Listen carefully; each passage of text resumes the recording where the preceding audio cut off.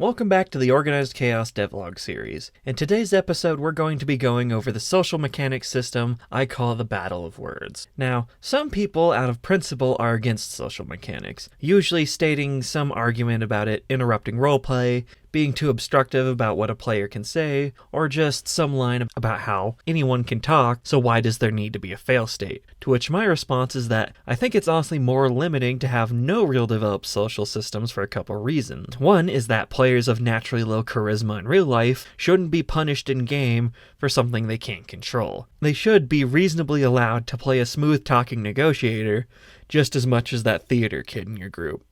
Two is that it limits what kind of stories you can actually play. Sure, you can roleplay some grand debate in your campaign, but if you don't have any systems to back it up, not only is there generally no real tension, but by that point, you're just talking. You're not even playing a game. And if you want to just purely roleplay without a game, you may as well either do it online or drop the pretext of having a game completely.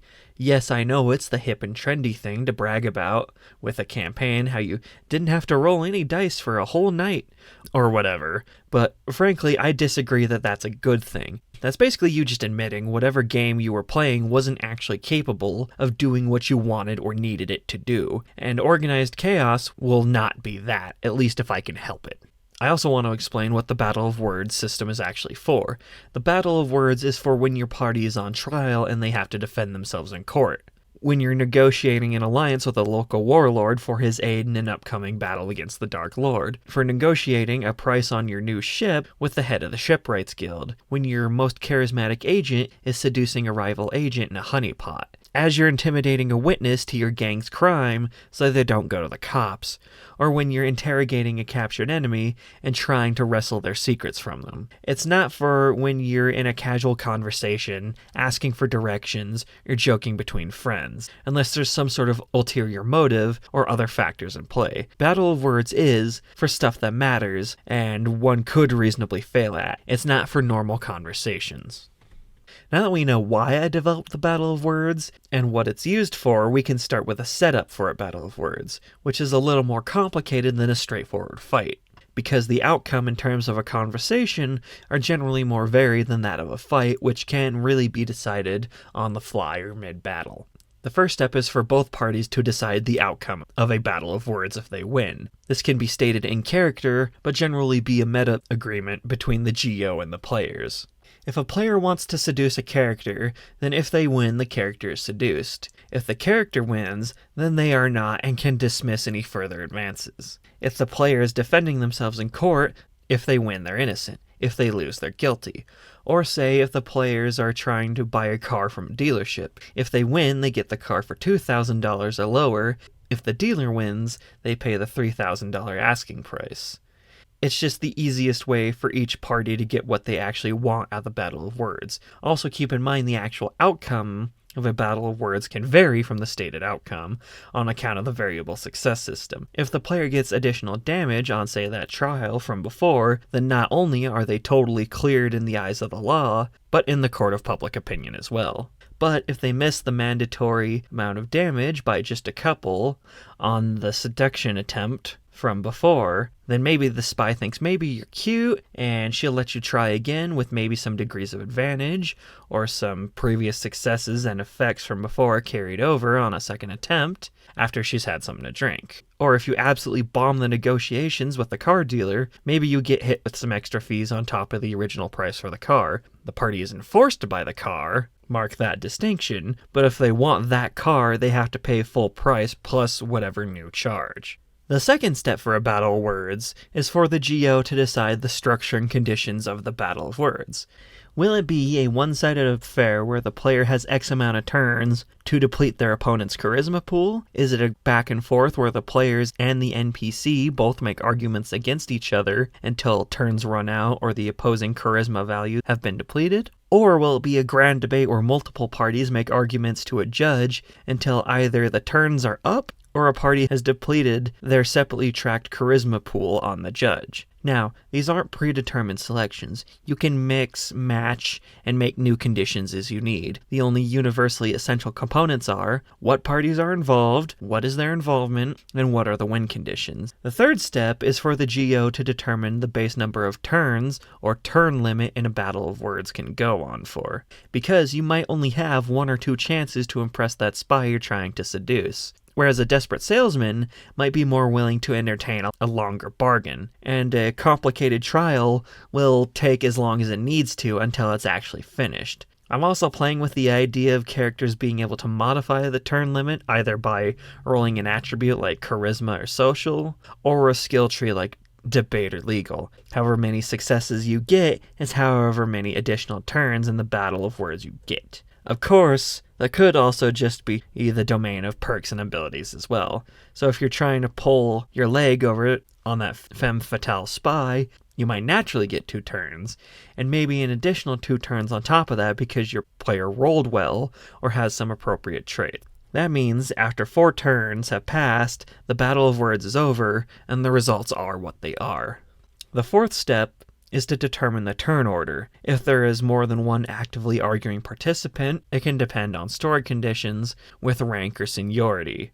It can go off the reflexes attribute like in standard combat, or it can just be a meta decision like going clockwise around the table. It's as simple as who goes first, who goes last, and who might go in between from there. Now that we've explained how to set up the structure of a battle of words, we can detail an individual turn. Turns in battle of words are not like how they are in true combat. Everything is much more nebulous.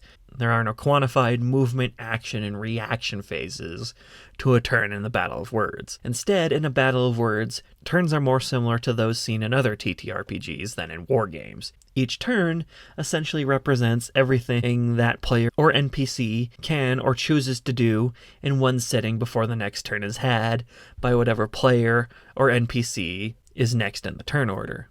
How a given turn in a battle of words works is that your essential argument is broken down into its essential effects: inflicting damage, healing damage, attempting to apply a status effect, attempting to remove a status effect, or using a specific skill ability. The first effect, barring debuffs, traits, and various other conditions, is free, costing 0 social points. The second effect you wish to do in that same turn costs 1 point. A third effect will cost 2 points, and a fourth will cost 4 points. For every additional effect you want to apply, it will cost double the points each time, so that 4 points would become 8 points, and that 8 points would become 16. Nothing is stopping a player or NPC from using all of their social points on the first turn in a battle of words, and sometimes that may even be recommended. But other times, unless you can guarantee victory in that first turn, you just leave yourself open for opponents who have paced themselves properly to verbally run circles around you, plastering you with status effects after they heal the damage you've done, as well as the fact you might not always roll well at any given time, and you don't want to put all your eggs in one basket. At the start of your turn, you simply list what effects you wish to use in your turn. You subtract the calculated social points used from your character's pool, and you roll your dice to determine your success. You can and should actually state and roleplay your character's line to achieve said effect, but it's not technically necessary. To encourage players to do that, though, I'm implementing the good argument rule, being that if you make an argument that sounds good to the GO and or the table as a whole, then the GO should reward degrees of advantage to your argument as they see fit. A good argument can reward 1 degree of advantage. A great argument can earn 2 degrees of advantage, whereas an absolute mic drop of an argument can earn maybe 3 degrees of advantage. The same could go for the GO as well, but that does somewhat rely on good faith between the party and the GO, and I could see that getting abused. Overall, the good argument rule is something more of a soft suggestion than a strict rule. Something to encourage your players to invest in roleplay, but also something that, if it disrupts the game, can be easily removed or not implemented. Now that we have the setup and turn order established, we can get to damage and damage types. Attacks, unlike in true combat, always hit. What is actually rolled in a battle of words is the damage you do against an opponent's charisma pool. Damage itself is dictated by a few factors, but the general baseline is in your skills, or failing that, your social attributes. An explanation: for every success you roll an attack, you do 1 point of damage. Said dice you roll either coming from a relevant skill, or if you don't have one, your social attribute. Each time you choose the inflict damage effect in a turn is another roll of your dice pool you can make.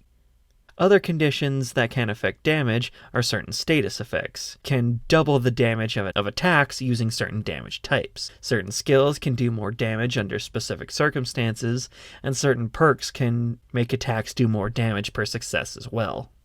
Damage in a battle of words is also broken into 4 categories: barter, seduction, intimidation, and debate. Barter is any time you seek to convince someone through monetary means, like through haggling or bribery. Seduction is convincing someone through lust, like with flirting or propositioning. Intimidation is convincing someone through fear, like making threats or through blackmail. Debate is convincing someone through logic, like in debating the meaning of a law, or forming an alliance to combat a mutual threat. Other means of doing damage in the battle of words is through influence, which is largely its own system, and why it's not counted as a battle of words damage type, the same as barter, seduction, or intimidation in debate. If your character has influence, they can roll that for essentially neutral damage against any opponent who's involved in that realm of influence. Anything from a noble talking to other nobles, or commoners beneath them, or members of the mob talking to another member at their same level of power. The damage types are there, like in true combat, as a means of adding specialization and variety to Battle of Words encounters. Also, don't think that my examples for each damage types are the limits of what they can do. You can absolutely flirt your way to lower the price if the shopkeeper is into you. Just like you can debate with him about how you need that sword to save the town mayor, so he should just give you a lower price. Or you can even just shout and scare the poor shopkeeper into giving you a lower price. If you can sell why you can use a given damage type in a battle of words to your GO, then go for it. Damage types themselves are typically dictated by the skill you roll to do damage. Seduction for a seduction skill, barter for a bartering skill, intimidation for an interrogation skill, and so on. If you're rolling your social attribute, or a skill that could be used for multiple different damage types, then you just have to proclaim what damage type you want to use. Furthermore, certain damage types may or may not have an effect on certain opponents. No matter how attractive of a woman you are, seduction will never work on a gay man. Barter won't work on an ascetic who doesn't care about material possessions, or someone who just doesn't want anything you're offering. A truly brave individual may not ever be intimidated no matter what you do, just as an angry or stubborn individual may never care about any line of logic you offer. Just like a grunt is never going to convince the Don through their pitiful influence. Certain damage types, as well as inflicting certain status effects, may also require penalties in certain situations. Trying to intimidate a witness in the middle of a court with absolutely no subtlety may get you in a lot more trouble than what you started in. Just like flirting with the queen in front of the king may get you put on the chopping block. Sometimes you might also have to roll another skill to get away with something in a battle of words, like some stealth or some sleight of hand check, just as NPCs may have to do, of which both the players and NPCs can also make attempts to see through your hiding with a perception check. Now, as for status effects, they consist of arousal, anger, fear, sadness, disgust, and inspiration. Arousal makes all seduction attacks do double damage, and in Battle of Words, the attacks get a degree of advantage on damage rolls, while in combat, the afflicted gets 1 degree of disadvantage to hit the enemy who afflicted them with the condition in combat. Anger makes the afflicted unable to use skills for attacks in Battle of Words or in combat for their next turn. Instead, they have to rely on their attributes to make attacks. Fear makes all intimidation attacks do double damage, and the afflicted uses 1 additional point of social for each effect in a Battle of Words, and use 1 additional point of stamina per skill use in combat on their next turn. Sadness is essentially a poison effect for Battle of Words. Each turn gets dealt 1 point of damage per turn in a Battle of Words until the effect is removed. Disgust makes the afflicted completely unable to use influence. Inspiration, meanwhile, is a positive effect that gives the afflicted 1 degree of advantage on their next action. Now, two things to note with status effects. The first being that most of them have an effect for both the Battle of Words system and True Combat. I'll get into the details of how you can use Battle of Words in combat later on in this video, but I do fully intend a legitimate strategy to be pissing off skilled opponents mid-battle to win a fight. It's also a tool for GOs to make combat encounters. Say if you piss someone off to the point of fighting you, they might start combat with the anger status effect. The second thing to note is that all status effects can be stacked for greater effects. Stacking is simply when you apply the same status effect more than once. Status effects like arousal, anger, fear, and disgust simply last an additional turn per stacked effect, i.e. normal anger lasts 1 turn. If you apply anger twice, then it lasts 2 turns, and 3 times it'll last 3 turns, and so on. For each stacked level of sadness, the damage they suffer each round gets higher until the effect is removed. 1 level for 1 damage, 2 levels for 2 damage, 3 levels for 3 damage, and so on. It works similarly for inspiration. 1 stack of inspiration gives you 1 degree of advantage, 2 stacks of inspiration give you 2 degrees of advantage, and so on for your next turn. How status effects are actually afflicted is simply through a competing dice roll, either as a relevant skill versus skill check, or a will check. If the attacker wins, the status effect is inflicted. If the defender wins, then it isn't. It should also be noted that you can't give yourself a status effect, only other characters. Now, to elaborate on using Battle of Words techniques mid-combat, I'm going to make the general baseline that 1 Battle of Words effect is equal to an action phase of 1 turn of combat. It has its uses depending on your initiative and what you're trying to do. You can try to piss off that master fencer that's coming at you so you can actually stand a chance at not getting impaled when he attacks. That, or you could give your ally inspiration and the degree of advantage that goes with it as to help them not get impaled either. It can also work just fine for talking an enemy down if you're either having a party member defend you or you're confident in your ability not to get hit too much. However, if you really want to build into a sort of combat negotiator build, then you'd invest in the relevant skills and traits, which would grant you access to abilities that could let you, say, give 2 effects per attack, and let you attack with Battle of Words effects on your reaction phase as well as your action phase. Now, of course, there will be times where you can't talk mid-combat.